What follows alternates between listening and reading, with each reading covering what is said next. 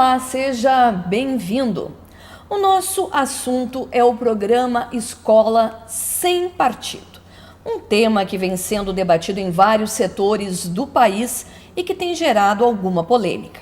Hoje, aqui em Pelotas, os vereadores Enéas Clarindo, PSDB, e Fabrício Tavares, PSD, que entraram com o projeto de lei na Câmara de Vereadores, apresentado por representantes do Movimento Brasil Livre, pediram a suspensão do projeto para esperar a decisão do Supremo Tribunal Federal sobre a constitucionalidade desse tipo de lei municipal. Segundo o vereador Fabrício Tavares, assim que houver a decisão do Supremo se é constitucional, eles vão dar continuidade na tramitação do projeto de lei. Do contrário, será arquivado definitivamente. Mas você sabe o que é o programa Escola Sem Partido? Já ouviu falar? Não? Se já, acompanhe com a gente ou comece a saber um pouco mais sobre o que se trata. Provavelmente, Gilberto dá aula de Sociologia numa escola pública de Brasília. A história que está nos livros, ela não é um continho de fadas. Ela está acontecendo aqui e agora. Mas até onde pode ir a opinião do professor? Quando eu falo que política é algo, eu posso provocar internamente uma reação da Marina, do Pedro, do João. Na aula de hoje, o que causou reação em Laura, Bruna, Marcos, Guilherme foi um projeto de lei. A proposta, que tramita na Câmara Distrital, a Assembleia Legislativa de Brasília, proíbe a doutrinação política e ideológica na escola, exigindo neutralidade dos professores. No momento que a escola começa a doutrinar as pessoas, ela tira a liberdade de escolha dessas pessoas e, assim, fica um negócio mecânico. Mesmo se ele tiver uma opinião contrária, aí que é melhor pra você ver, será que os argumentos dele fazem sentido? Será que eu tenho que ler mais? Será que eu tenho que me inteirar no assunto pra estar afiadinho? Então isso é muito bom, discutir política na escola, mesmo com alguém, principalmente com alguém com opinião contrária à sua.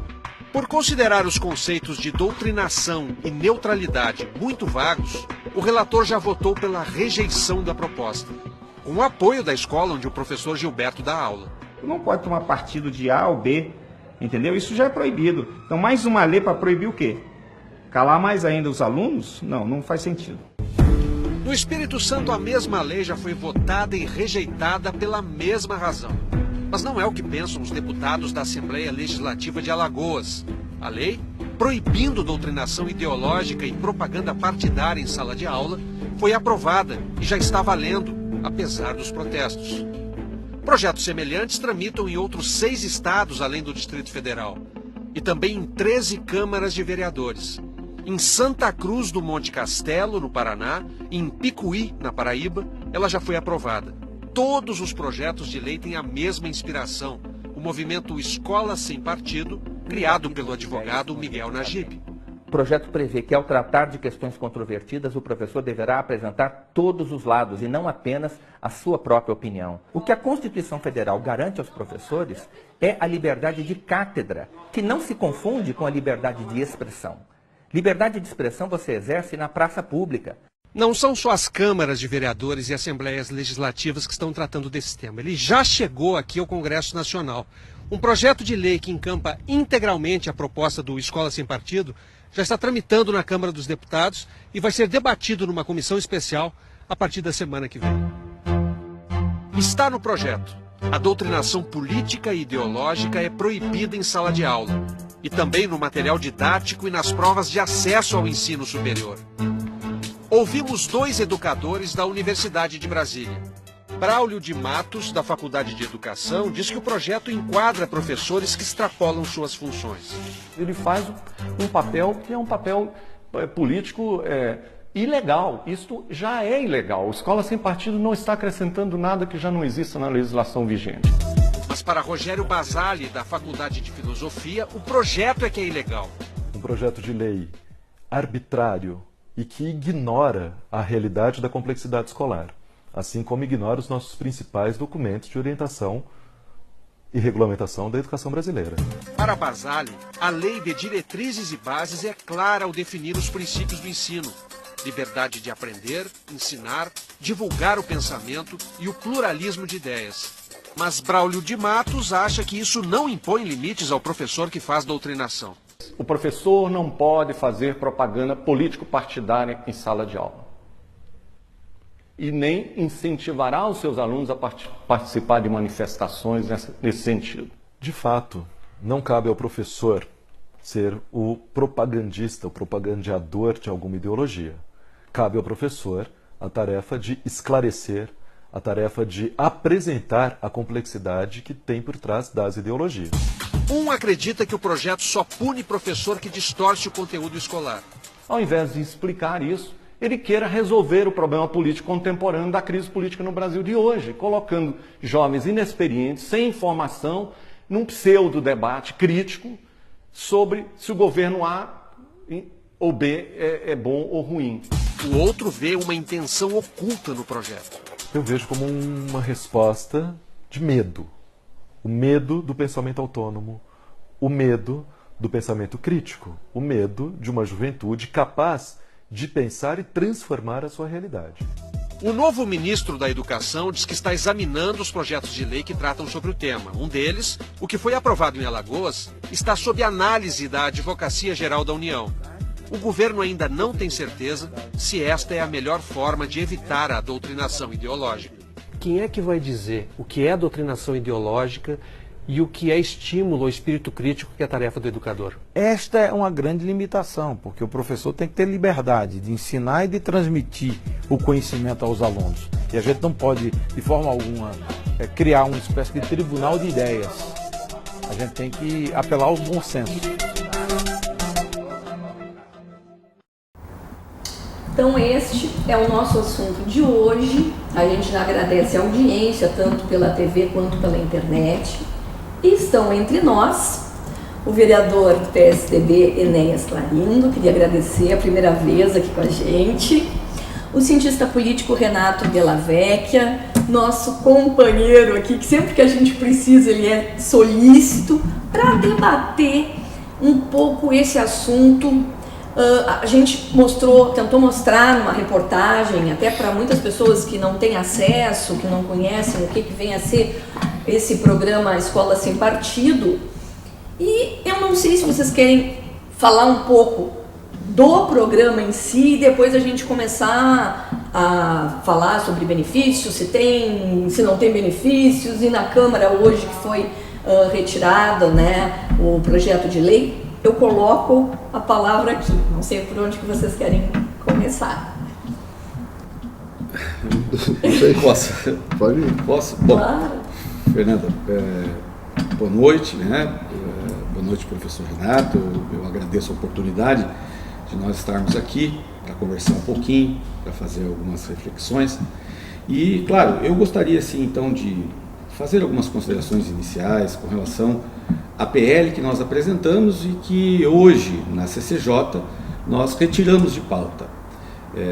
Ao longo do programa vamos explicar isso, mas eu gostaria, assim, de iniciar dizendo que esse projeto, embora seja uma discussão que está sendo feita amplamente no país, ele é um projeto que, tanto eu quanto o vereador Fabrício, procuramos observar algumas situações que nos dava a tranquilidade para que pudéssemos enquadrar no nosso município, né, para que não houvesse vício de origem no projeto, né, e assim o fizemos, embora entendemos que ele pode sim melhorar. Existem algumas questões aqui que nós, em função dos vereadores da base, né, nós iríamos aí sugerir emendas em função das discussões que foram feitas, né?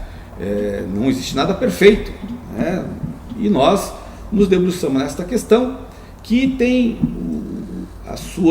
o seu ponto principal, que é de nós termos instituições de ensino que respeitem a questão que não se discuta política partidária dentro da escola. Bom, num primeiro momento, pensado até de assuntos a nível nacional, se quis colocar que o projeto vem para ser uma mordaça ao professor, que vem cercear o direito de comportamento, de escolha religiosa, de escolha ideológica. O projeto, quem teve a oportunidade de ler, pode constatar que não tem nada disso. Ele foca exatamente na questão de doutrinação do professor na sala de aula com relação à sua bagagem política partidária. Também abre aqui na questão religiosa. Em então há uma falácia, né, muito forte em cima de que o projeto visa tem a intenção de amordaçar o professor na sala de aula. Bom, primeiro, obrigado pelo convite.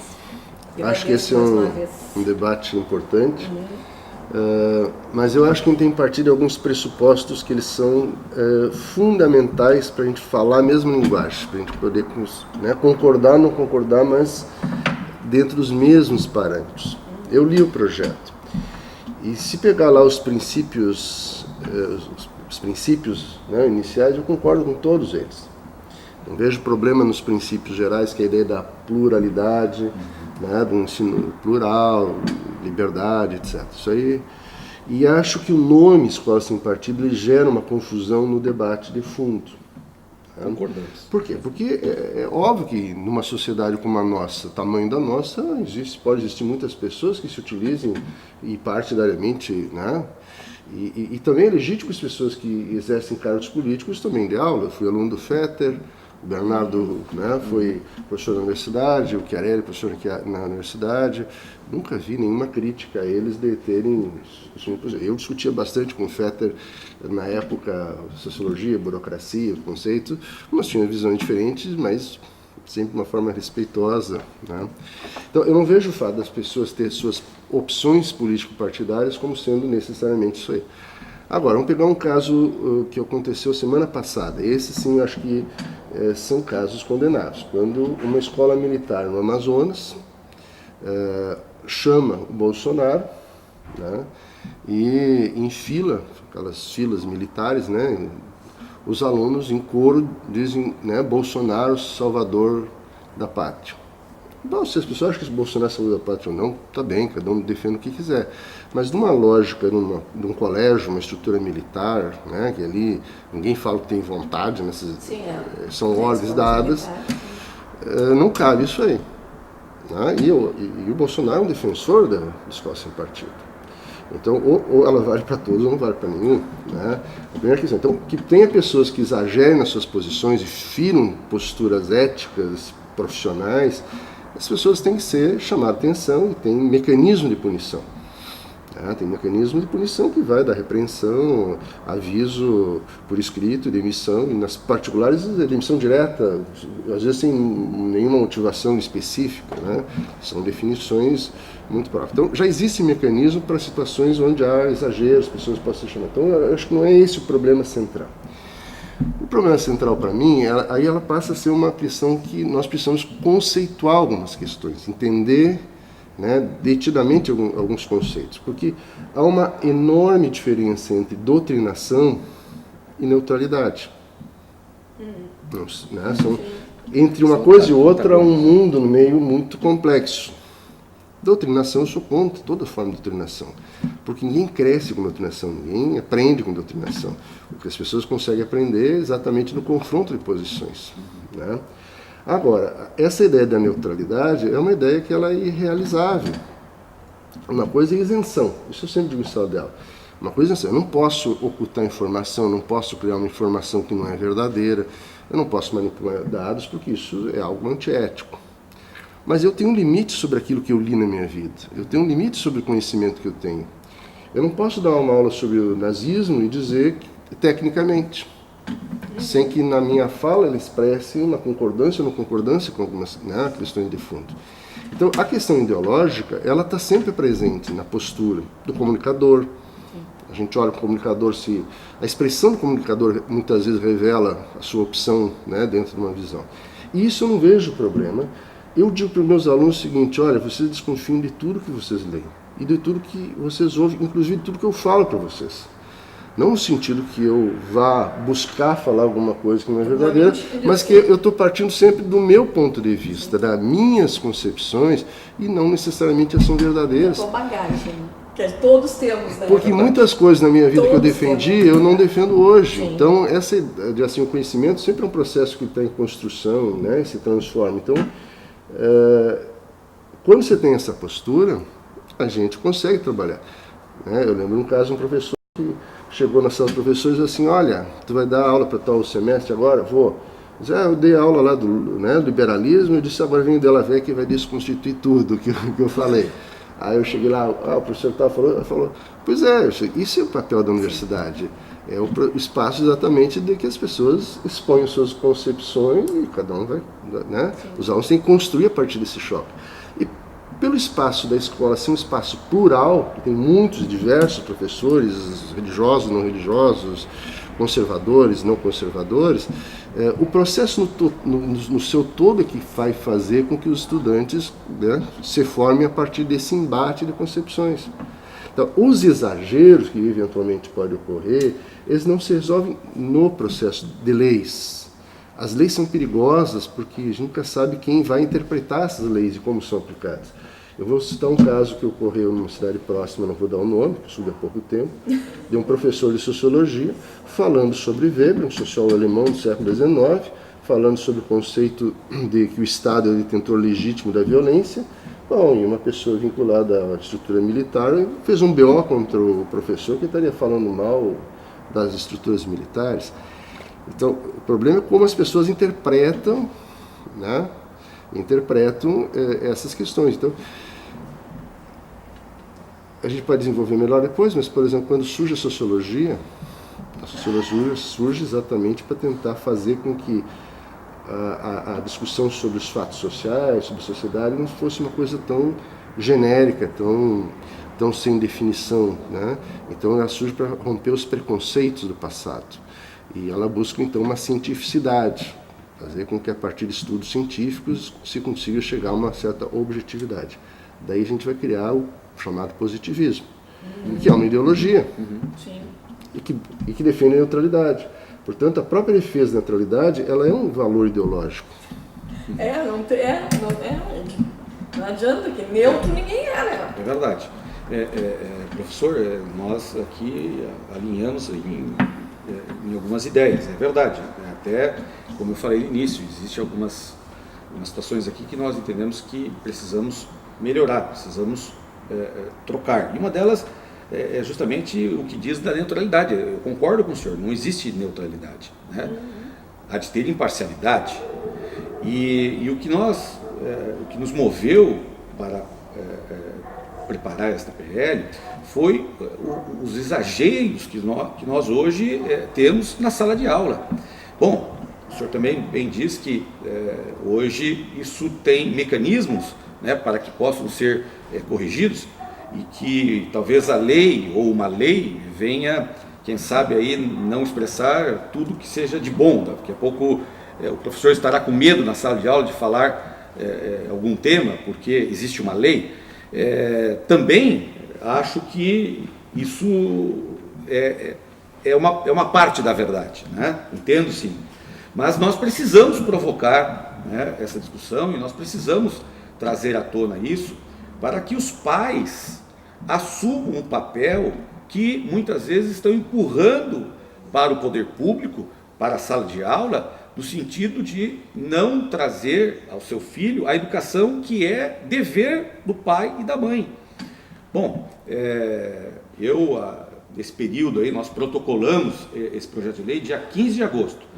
E hoje, 31 de agosto, foi que nós tiramos ele de pauta. Bem, esse período serviu para que a gente pudesse conversar com várias pessoas, ouvir posições contrárias, ouvir também distorções, algo que eu não ouvi do professor aqui. Em nenhum momento ele distorceu o que está aqui, né? Ele tem um ponto de vista bem antagônico, mas não distorceu. Então, isso é muito salutar da discussão, né? Eu quero dizer que nas conversas que nós tivemos, Eu não tive, em nenhum momento, fui atropelado por alguém, no sentido que, que projeto é esse? Você está errado. Mas nós percebemos que aqueles que atacaram o projeto têm, sim, uma identidade política partidária aguçada. Né? E eu não vou aqui medir palavras, não, é do PT, é do PSOL. E também concordo com o professor, não é porque ele é favorável ao projeto, né? Falou do deputado, que nós fechamos os olhos para isso. Não, nem tanto ao mar, nem tanto à terra. Nós também entendemos que o que ocorreu lá não é salutar e não merece o nosso apoio. Mas a discussão ela foi feita, sim. Nós não chegamos a confrontar esses grupos, até nós entendemos que seria mais prudente nesse momento não fazer. Bem, apresentamos o projeto, ele já teve uma discussão preliminar na Câmara entre os colegas. Alguns colegas se mantiveram neutros, né? Veja bem, não tem neutralidade. Não tem neutralidade. Não se posicionaram nem a favor nem contra. Outros se posicionaram a favor, outros se posicionaram contra. E, bom, e hoje ele foi encaminhado às comissões e hoje ele foi para ser nomeado um relator. Bem, eu quero aqui fazer uma defesa, uma justificativa, né? Por que nós retiramos o projeto? Bem, nós já éramos conhecedores de que havia aqui uma insegurança jurídica. Existe uma medida cautelar lá da Alagoas, nós vimos no vídeo aí, né? Ali diz que o projeto entrou em vigor, está em vigor. Na verdade, há uma medida cautelar do ministro Barroso suspendendo esse projeto.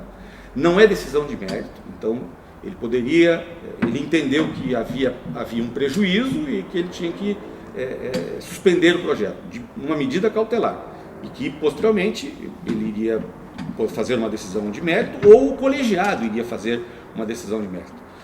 Bem, mas isso nós entendemos, eu não sou advogado, né, mas o Fabrício o vereador Fabrício e entendeu que isso não iria nos impedir de poder tramitar com a lei, em função tão somente da medida cautelar, que não havia nenhuma decisão de mérito. Bom, e assim o fizemos. Mas ontem nós fomos surpreendidos, né, com o mesmo ministro, né, ministro Barroso, onde ele se posicionou. Ele é um relator, ele é o relator, né, de uma ação da Procuradoria-Geral da República no que tange a questão do ensino religioso, né? E ele entende, né, que as escolas, aqui eu quero ler o que ele diz, né? Ele entende que as escolas privadas podem estar ligadas a qualquer confissão religiosa, o que igualmente é legítimo, mas não as escolas públicas. As escolas públicas falam para os filhos de todos e não para filhos dos católicos, dos judeus ou dos protestantes. Então, ele aqui mostra que, bom, para o conteúdo religioso, ele entende que há de ter aí uma imparcialidade, né? Eu não vou usar aqui a palavra neutralidade, uma imparcialidade, e deve sim garantir ao aluno, né, uma ampla visão, né, os dois lados da moeda. E isso nos fez refletir ontem, eu e o Fabrício.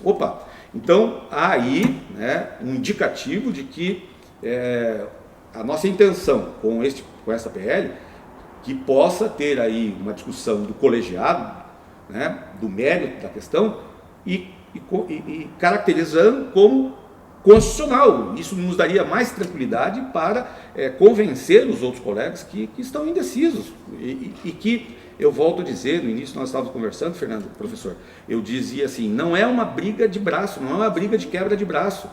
Nós temos uma ótica sobre esta questão e respeitamos opiniões diferentes, mas nós não podemos deixar de não fazer essa discussão e de avançar para poder inibir o que nós estamos vendo que é abusivo, né? que nós não queremos para os nossos filhos e não queremos para a sociedade, né? Crianças, alunos sendo aliciadas política partidariamente nas escolas para depois serem bem formatados para atuarem, né, na política desta forma. Eu vou dar eu sei que a próxima palavra é tua. A gente vai dar um intervalo que a gente tem que dar, infelizmente, um intervalo bem quente assim, do assunto, mas vai lá, toma uma água, chama o pessoal, que o assunto é muito bom e é muito importante, porque a gente tem que ter consciência das coisas, né? E não podemos ser neutros. A gente volta já já.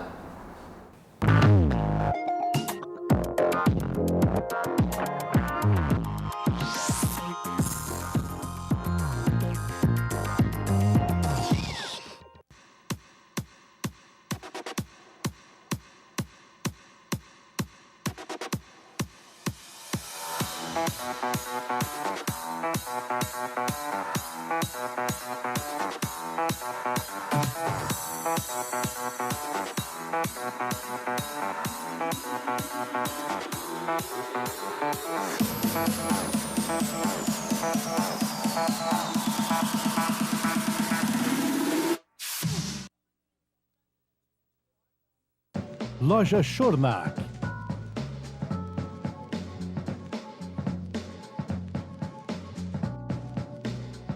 Os mais belos modelos para os seus momentos.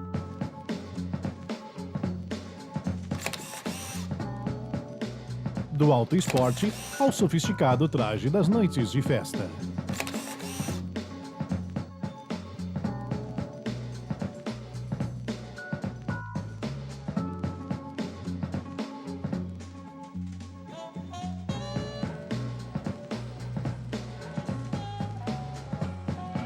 Schornack, no calçadão da Andrade Neves e na Andrade Neves 2173.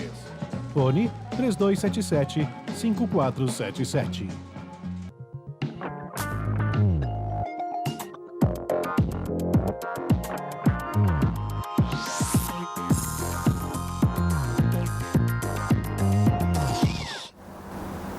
Voltamos hoje, quinta-feira, ao vivo, aqui na Conecta TV, pelo canal 23 da NET, 20 da Blue e ao mesmo tempo pelo nosso site conecta.tv.br, e estamos debatendo aqui o programa Escola Sem Partido, e eu coloco a palavra aqui. Acredito que o nosso cientista político Renato queira falar um pouquinho, que o Enéas terminou falando dessa doutrinação, né, que não quer que os filhos, quem não pegou o primeiro bloco, que os filhos agora no final sejam doutrinados, aquela coisa toda, e citou partidos também. Tem muitas questões aí nessa discussão toda. O que é ser doutrinado? Tá? Ou seja, todo o processo de informação que as pessoas têm, ela sempre vai ser orientada por alguma concepção. Toda informação vai ser orientada por alguma concepção. Né? Uma coisa é eu impor para as pessoas que elas têm que defender aquela posição, só que ela é certa. Outra coisa é ter o espaço, né, para se discutir as questões e cada um defende a sua posição. Claro que a universidade é um pouco diferente do discutir o primeiro e o segundo grau da universidade, mas a lógica não é muito distinta. O que eu sempre digo para meus alunos, eu não estou analisando se aquilo que tu defende, quando modelo, sistema eleitoral, político, ele é o que eu concordo ou não, mas tu tem capacidade argumentativa de defender o teu ponto de vista. É isso que eu tenho que analisar. Não cabe entrar no mérito em si. Mas isso não é impossível que o mérito das questões não sejam discutidas. Eu sou professor de ciência política na universidade e gostaria que fosse discutido muito mais política no primeiro e segundo grau. Que as pessoas entendam o que é o Estado, que isso é o papel dos partidos. Jogaram tudo. Não, mas eu tenho uma discordância. Ali eu acho que Moral e Cívico, SPB e Educação e PPB, eles foram criados num determinado contexto histórico, aí sim era efetivamente doutrinação. Isso. Eu fiz até o SPP. Né? Do contexto militar. Eu cheguei a fazer, mas não tenho muita recordação. Mas será que não era um espaço? Não havia espaço de debate. Não? A contratação dos professores do ETPB não eram feita pelas universidades. A pessoa tinha que primeiro passar por um curso na ESG, na Escola Superior de Guerra, e eram indicados pelo Ministério do Exército, seja nas públicas ou nas outras. Então não era um critério de quem tem mais capacidade para dar aula, né, passar no concurso ou não. Então é um momento excepcional, nem vamos entrar no mérito disso aí. Mas assim, do ponto de vista dos estudantes, entender o que é o Estado, qual é o papel dos partidos, qual é a história dos partidos, como é que funciona o sistema eleitoral, como é que se vota no Brasil, para poder estar entendendo um pouco da crise. Então eu sinto muito mais necessidade... Para que é o prefeito, para que é... Eu sinto necessidade que os alunos tenham maior conhecimento desses conceitos, da história, né? Conhecer um pouco mais da história. Tá? Mas eu acho que isso é, em geral, muito fraco. Nós temos uma formação muito tecnicista. E aí nós temos um problema, insolúvel esse problema, que é, bom, eu tenho que confiar nos médicos, que são especialistas naquela área, quando preciso de um médico eu vou lá. Eu tenho que confiar no engenheiro, que o cálculo dele não vai fazer com que minha casa desabe. Eu tenho, né? Porque eu não tenho capacidade de buscar esses conhecimentos. Eu tenho que confiar naqueles lá. A área de ciências humanas é diferente. É uma área que todo mundo vota, todo mundo participa, todo mundo discute.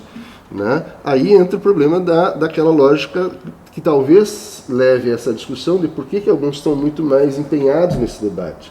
Porque a discussão de ideologia, do que é ideologia, como ela se constitui, é mais forte em algumas áreas do que em outras áreas. O que é ideologia? Para muitas pessoas, ideologia talvez tenha significados muito distintos. Tá? Ideologia não é um lado, eles são ideológicos, porque ideologia se dá em todas as concepções do mundo, é uma visão geral do mundo, então todo mundo tem, né, a sua. Quando eu digo que eu critico as ideologias, parece que eu não tenho ideologia. Os outros que pensam diferente de mim têm um pensamento ideológico, o meu é um pensamento puro, né? Tá fora disso aí. Então aí vem o problema de como se equacionar certas coisas. Eu vou dar alguns exemplos, assim, por exemplo, discussões que eu levanto em sala de aula. Bento Gonçalves é um herói, mas tem documentos provando que Bento Gonçalves roubava gado. E era comum na época roubar gado. Então ele é um herói ou um ladrão de gado? Júlio Castilhos, primeiro governador, é um herói, né? Um grande nome da política brasileira.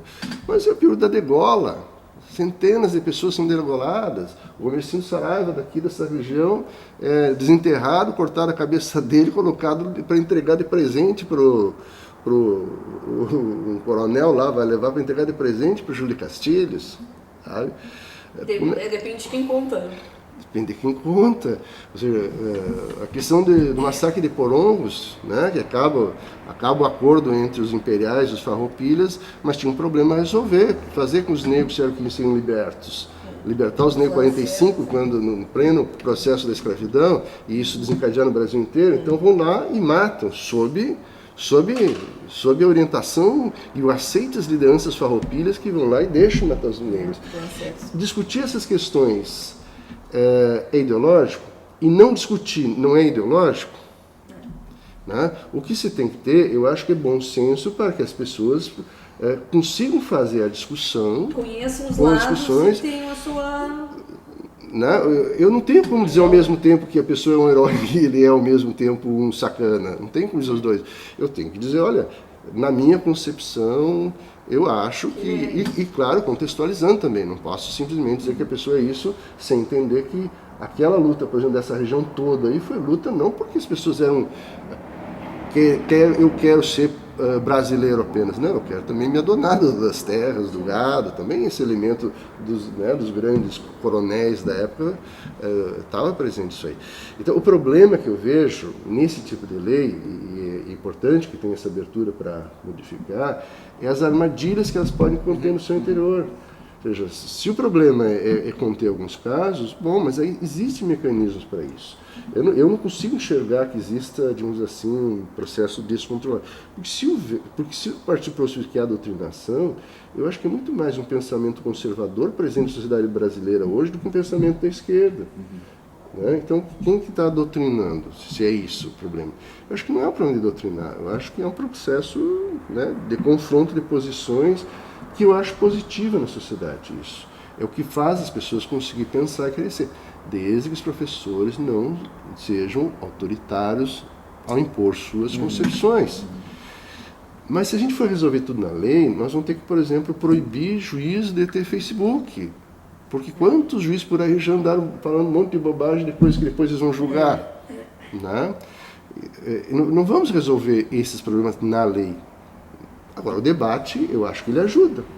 Esse debate ajuda, né, tornar públicos esses debates sobre essas questões, para as pessoas terem clareza também sobre, né, sobre uma série de questões que estão presentes aí. O que eu tenho medo, efetivamente, por isso acho que tem pessoas que falam nessa questão da mordaça, é que entre as pessoas que defendem, nem todas pensam a mesma coisa, nem todas partem dos mesmos pressupostos, nem todas têm uma intenção democrática e plural.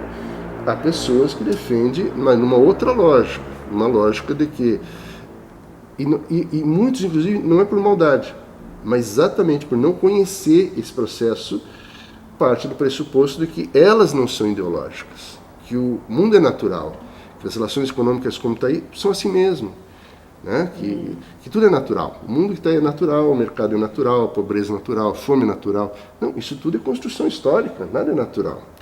Então, eu não posso dizer que o mundo natural é de homens ricos e pobres e questionar se é certo homens ricos e pobres, aí não é natural, é ideológico. Bom, mas dizer que o mercado regula que existem pobres e ricos como natural é ideológico. Então, qual é o critério? Quem é o árbitro para dizer que isso é ideológico, isso não pode ser dito em sala de aula, isso pode. Agora, postura de professor é outra coisa. Postura pode ser conservadora, não conservadora, religiosa, não religiosa, relacionada a outras questões que podem ser posturas inapropriadas. Mas aí eu volto a dizer, mas para isso eu acho que existem os mecanismos possíveis de... Perfeito, professor. Principalmente aqui no primeiro artigo, né, da PL, até o senhor mesmo, um dos seus relatos, o senhor disse que estudo já existe. E realmente está muito embasado no artigo 206 da Constituição, que prevê, mas tudo que está aí já está previsto, realmente. É claro, a gente gostaria de avançar um pouco mais. Eu digo aqui, por exemplo, trago à minha memória aqui um filme, não sei se vocês tiveram a oportunidade de assistir, que é Deus Não Está Morto 2, tem o 1 e o 2, que é uma professora, não vou contar todo o filme, não, sim, porque a gente quer ver o filme. Que é uma professora nos Estados americanos e que ela tem o seu credo religioso, né?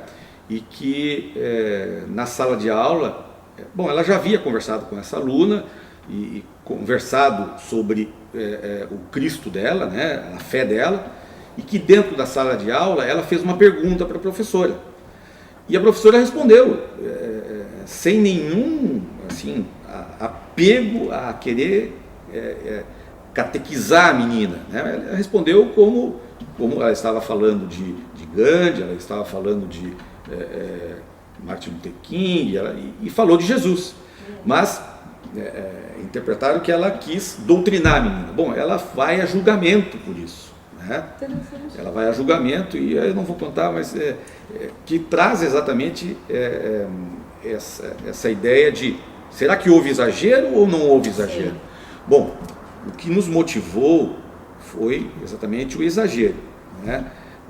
Que nós estamos vendo em sala de aulas e depoimentos, e que isso passa de uma forma... Tipo assim, dar um exemplo, o Renato deu exemplos de outros lugares, aqui também, tu não quiser citar, né, até não quer coisa aqui perto, vocês chegaram a conversar com a comunidade e em escolas, alguma coisa assim, e ver, constatar, olha, está acontecendo isso em tal escola, isso em tal escola. Um exemplo, acho que podemos falar, porque isso foi noticiado, algo que aconteceu com relação a isso, e que o professor foi taxado de querer doutrinar os alunos, foi aí na escola, aqui da Deodoro, poxa, me fugiu o nome, até surgiu, teve matéria, não é Mário Quintana, ali é Santa Mônica, né?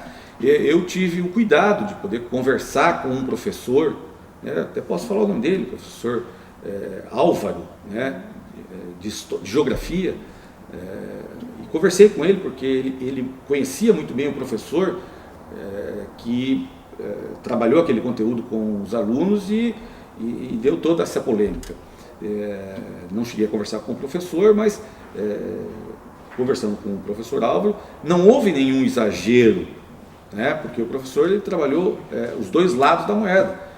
Embora, talvez em algum momento, o professor manifestou o ponto de vista dele, mas ele trabalhou os dois lados da moeda. Bom, então, isso não é o motivo da lei de calar o professor. Mas esse exagero assim, nos incomoda bastante, né? Nos incomoda bastante. Mas é um projeto que, tanto eu como o Fabrício também somos marinheiros de primeira viagem, embora ele já tenha mais experiência, foi vice-prefeito, tudo. E nós conversamos e entendemos que existem algumas coisas aqui que nós precisamos mudar. Mas a essência, nós temos que continuar discutindo e avançar. E hoje aqui, posso tranquilamente dizer, aprendi aqui um pouco com o professor e é essa a intenção, é de crescer e não na quebra de braço. Vamos para o intervalinho?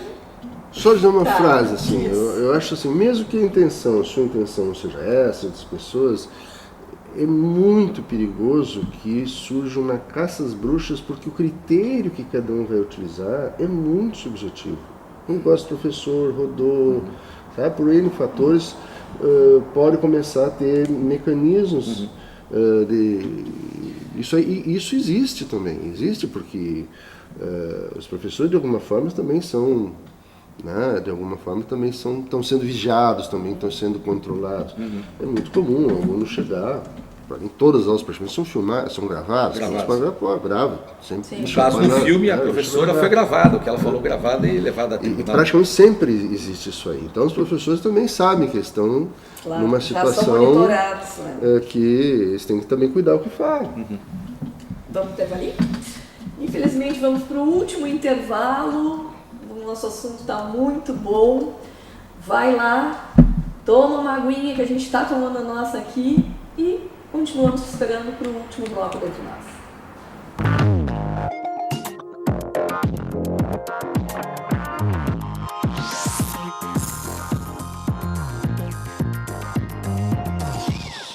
Sabe aquela loja dos sonhos onde você encontra tudo o que procura e com qualidade e ótimos preços? Essa loja existe e fica bem no centro, no coração de Pelotas. É a Casa Blumenau. Na sobreloja, tecidos dos mais variados materiais e estampas, podendo ser usados de diversas maneiras e em diferentes lugares. Tapetes em diversos estilos, cores, tamanhos e materiais.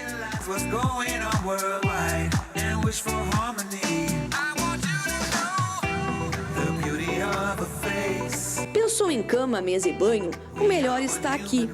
Cada conjunto mais bonito do que o outro e com materiais que vão deixar o seu sono mais agradável e quentinho, como edredons, cobertores e lençóis para toda a família.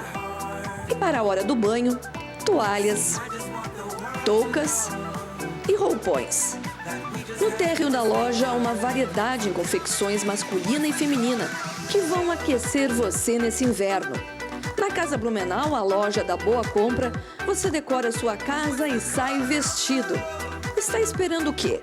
A Casa Blumenau fica na Rua General Osório 701, esquina 7 de setembro, e em São Lourenço do Sul, na Coronel Alfredo Born, 539. Aberta de segunda a sexta, das 15 para as 9 da manhã ao meio-dia e da 1h30 da tarde às 15 para as 7 da noite. No sábado, das 9 horas da manhã à 1 da tarde. O seu jornal precisa estar onde você quiser. E com informação para toda a família. O Diário Popular é assim. Tudo sobre esporte, cultura, lazer, notícias locais, tudo que é daqui. Ligue hoje mesmo e assine o jornal mais lido da região sul. 0800 53 2001. 0800 53 2001. Diário Popular, sempre o seu jornal.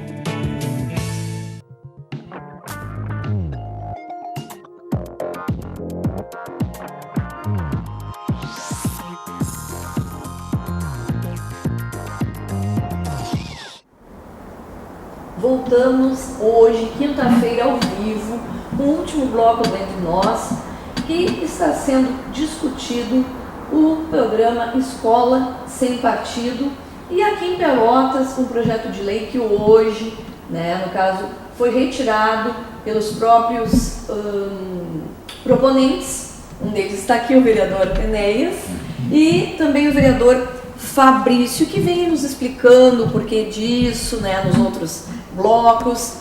O nosso cientista político aqui, o Renato Della Vecchia, também vem conversando com a gente. E que coisa boa que a gente pode conversar, que existe esse tipo de diálogo, né? E que não existe aquela coisa, não, eu penso assim e não quero te ouvir, né? Eu quero te agredir, não. A gente está aqui para conversar. Somos civilizados, que coisa bem boa, né?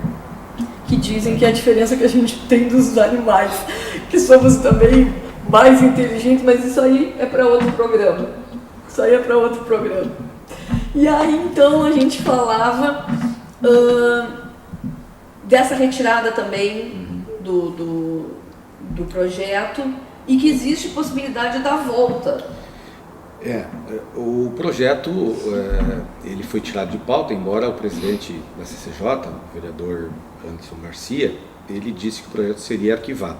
Aí tanto faz, porque o projeto ele é arquivado realmente no final do ano. Se ele não foi votado, ele é arquivado naquele período. No caso, o projeto ele foi retirado, ele pode, os proponentes entender que querem tramitar novamente o projeto, ele entra em pauta novamente. Dali, né, da nomeação do relator da CCJ. E é na CCJ que o projeto pode sofrer emendas, né? Então, depois que ele passa da CCJ, se ele é aprovado, se o relator dá um parecer e é votado esse parecer, seja o parecer contrário e o parecer foi derrubado, ele vai para o plenário. Bom, se o parecer for negativo e ele não passar na CCJ, ele é arquivado. Então nós temos aí, ele está fora de pauta, ele está arquivado, tanto faz, né? Sim. Mas, se os proponentes entenderem que querem voltar a discutir, ele tem o trâmite normal. Bom, mas eu volto a dizer, a questão que nos fez refletir sobre isso, e o professor colocava, né, olha, que já existe mecanismo, né, para que possa ter essa... Dá uma freada, não sei se principalmente nesse exagero de que nós... na verdade, esse excesso que nós entendemos que há hoje na sala de aula, no que tange a questão de aliciar o aluno para militar politicamente. Essa é a questão. Podemos aí discutir de outras formas, mas o que nós temos, a nossa preocupação é isso. Bom, com essa discussão sendo provocada, né, pela Procuradoria-Geral da República, nos dá aí uma condição de poder garantir isso através mesmo de uma resolução que vai ser dada pelo colegiado, né? São os 11 ministros que vão, exatamente, do Supremo Tribunal Federal. Bom, isso é um tema que tem tudo a ver com o que nós estamos falando, né? Que é religiosa, mas o que nós estamos falando é ideologia partidária, aquela de você aliciar a criança ou o aluno. Então nós tivemos aí a prudência de aguardar aí essa discussão que vai acontecer, essa votação, e aí tomar a decisão lá na frente com mais tranquilidade no que tange a questão da insegurança jurídica. Eu já expus minhas opiniões, eu não consigo enxergar com muitos professores que eu conheço da rede, outros de sociologia, da história, que haja um processo de aliciamento partidário. Não consigo enxergar. O que eu acho que existe e deve existir é um incentivo à participação. Isso, para mim, é uma questão central. Agora, onde cada um quer participar, o que cada um quer defender, é outra coisa. Agora, nós temos uma sociedade que ela tem pouquíssimo nível de participação política.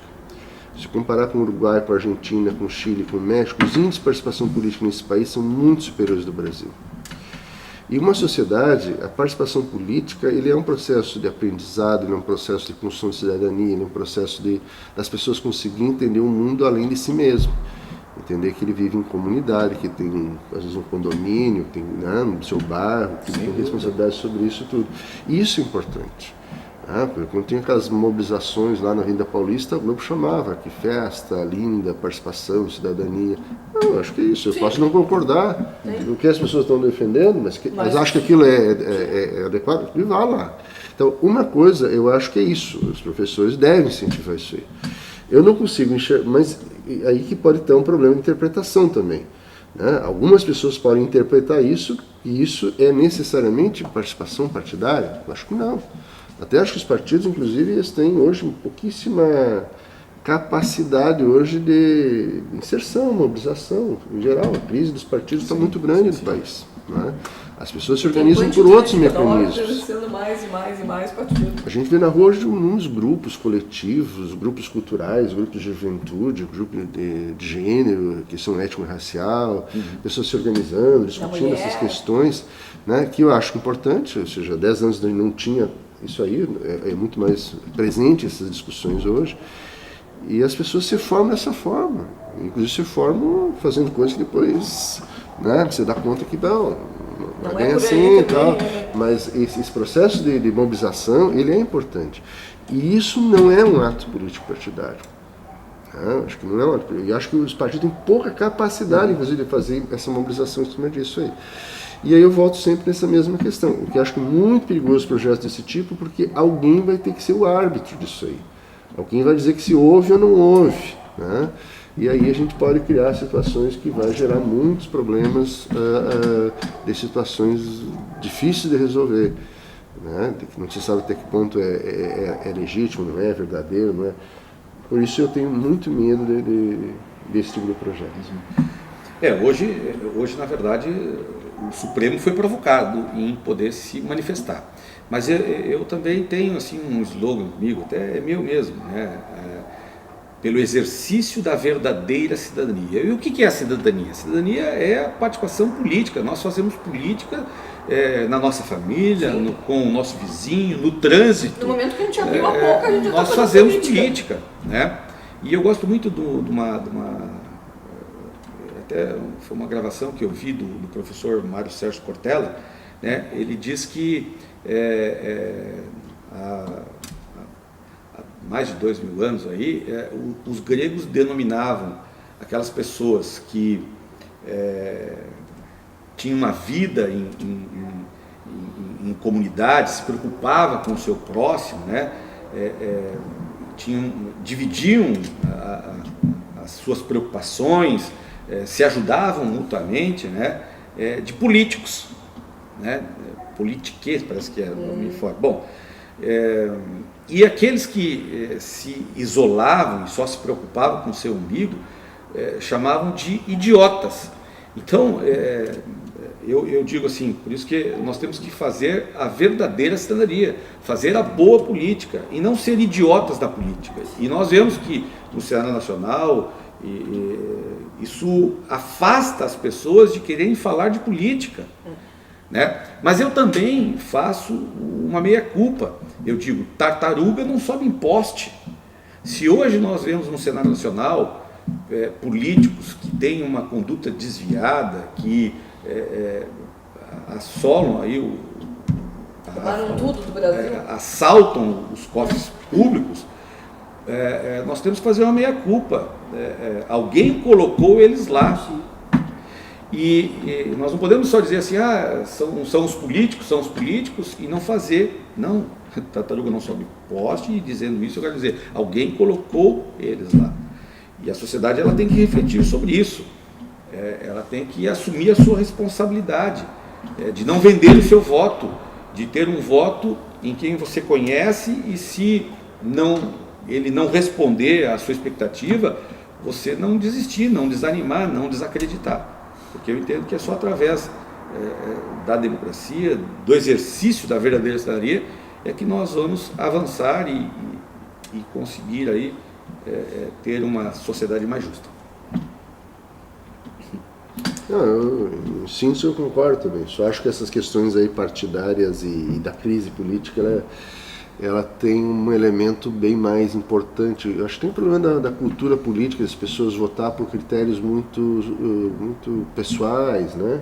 Ou de troca. Mas nós precisamos primeiro construir partidos no Brasil, que tem uma identidade bem clara entre um e outro, e que tem um sistema de financiamento, do meu ponto de vista público, transparente, com controle.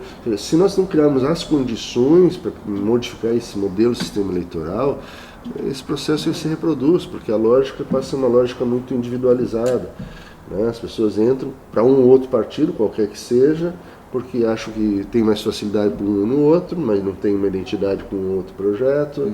Os partidos botam pessoas que não têm relação nenhuma com o partido apenas para puxar voto. E esse mecanismo faz com que as pessoas não sobre nada para elas, a não ser votar no vizinho, votar por algum critério qualquer que não seja um critério de projetos do partido, né? Então, quando isso não for resolvido, dificilmente a gente vai conseguir resolver um problema da cidadania, das pessoas votar com alguma clareza sobre o que representa o voto. Tá bem. Era isso, então? É verdade, vamos. Então vamos continuar, né, esse debate da escola sem partido, que ali na Câmara tiveram alguns neutros, né? Claro, nós temos hoje 21 vereadores, mas temos ali alguns colegas que já se posicionaram contra, né? Tá. Outros que se posicionaram a favor do projeto, né? Nós temos ali a bancada do PTB, do PSDB. Dentro do próprio PSDB nós temos 2 colegas que não se posicionaram, embora até é do meu partido, até converso com eles, né? Mas não há, assim, uma clareza, principalmente pela questão da constitucionalidade, de eu sou a favor, vou votar a favor. Não. Então, e outros colegas que ainda estavam maturando, assim, a sua posição. Então, entendo que isso faz parte da democracia. Vamos avançar. Tá certo, queria agradecer muito a presença de vocês. Eu espero que os nossos convidados tenham conseguido passar para aí, você do outro lado, tanto pela TV quanto pela internet, um pouco dessa discussão que é a escola sem partido, porque o objetivo nosso sempre é esse, né? Mostrar os 2 lados, ou 3 ou 4, informar o pessoal, porque sempre eu falo também que a informação liberta. Eu já digo que a informação liberta, porque a gente, né, não engolir tudo que vem.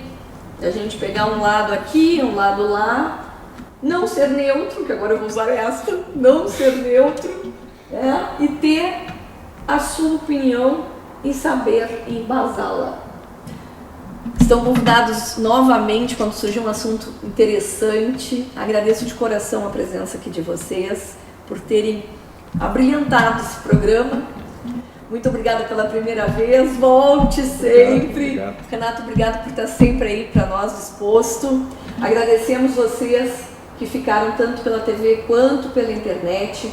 Esse programa ele tem horários alternativos, ele passa pelo site, ele passa pelo canal 23 que vocês estão assistindo, na Conecta TV pela NET, 20 da Bloom, e aí vai aparecer o nosso site, que é o conecta.tv.br, ele é postado no canal do YouTube. Então, se você chegou agora, não se preocupe que não vai perder, que vai ter muitas oportunidades de assistir esse programa que foi muito produtivo.